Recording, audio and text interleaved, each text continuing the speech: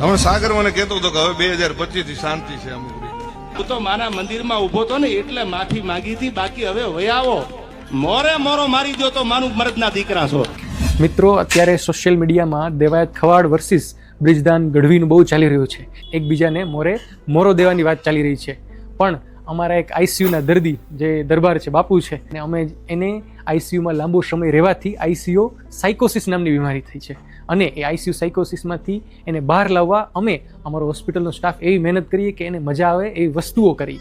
તો એને ફેવરિટ એનું દેવાયત ખવાડનું ભજન સંભળાયું ને તો એ કેવી મોજમાં આવી ગયા ને એ તમે જુઓ. જો અમારા દર્દીઓ જુઓ.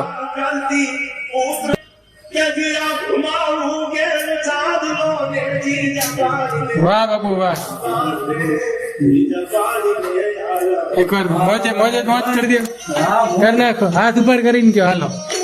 એ બાને તમારો હાથ ચેક થઈ જાય. વાહ વાહ ભાઈ ભાઈ. કરો જોઈએ, પાછો હાથ ઉપર કરી દો. ભાઈ ભાઈ કરો જોઈએ બાપુ. ભાઈ ભાઈ. હા જમ્યું ને?